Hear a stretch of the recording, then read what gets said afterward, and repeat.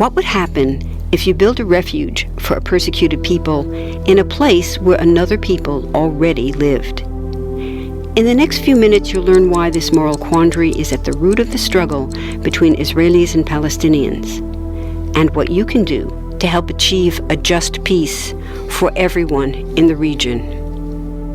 First, there are a couple of things it's helpful to understand.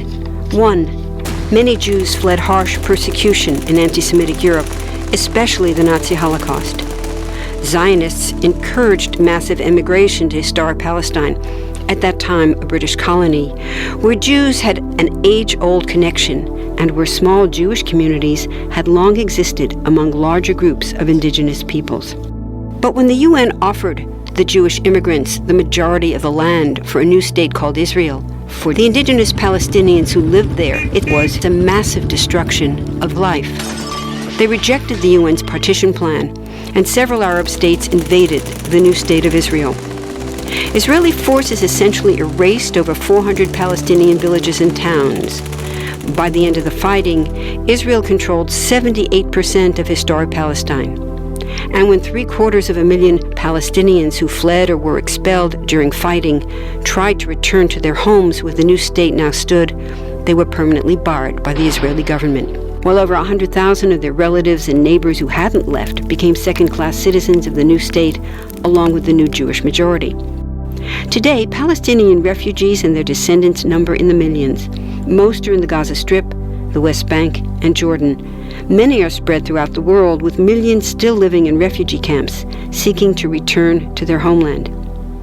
To sum up, one group of refugees found a much-needed home, but in the process, a new group of refugees was created. Here's the second thing to understand. Israel was founded as a Jewish state. But now ask yourself, what exactly does that mean? People had lots of ideas about what a Jewish state should look like. Some called for equality for all citizens. But what was created, in practice, was institutional discrimination against non-Jews. In other words, Israel ended up being built on a blueprint of exclusion. The Israeli government wants maximum land and resources for Jews, but not the Palestinians living there. That's why, inside Israel, Jews get special privileges, including rights to land and housing, that are denied to the Palestinian citizens, who make up 20% of Israel's population. That's also part of why Israel has never defined its borders. In fact, they still hold on to land, the West Bank and Gaza, that they conquered in the war in 1967. Since then, Israel has built Jewish settlements throughout the occupied West Bank, building Jewish-only cities and supplying them with infrastructure like roads and army camps, schools, and even a college. Military occupations are meant to be temporary, but after 40-plus years, this one looks permanent and entirely unjust. In the West Bank, Israeli Jewish settlers and Palestinians live on the same land, but must live under two completely separate and unequal systems of Israeli law. The Jewish settlers dominate the natural resources, including water and agricultural land, and they're backed by the Israeli army. To maintain the occupation, Israel has demolished thousands of Palestinian homes and orchards, confiscated Palestinian land, bombed a captive civilian population in Gaza, and punished resistance with raids, arrests, and assassinations, all to gain maximum land, while making life so difficult for Palestinians that they will either leave or be too afraid to resist. Palestinians have fought back. For decades, they tried to achieve national liberation through armed struggle. Some groups still do.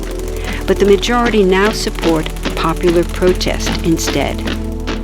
The deeply harmful pattern of control, repression, and violence profoundly harms Palestinians living under occupation and Israelis living as occupiers. This must be broken to reach a peaceful and secure future for both peoples. Now that you understand the problem, what about the solution? What about peace talks? So far, over 2 decades of U.S.-backed peace talks have actually made things worse by helping Israel continue the occupation.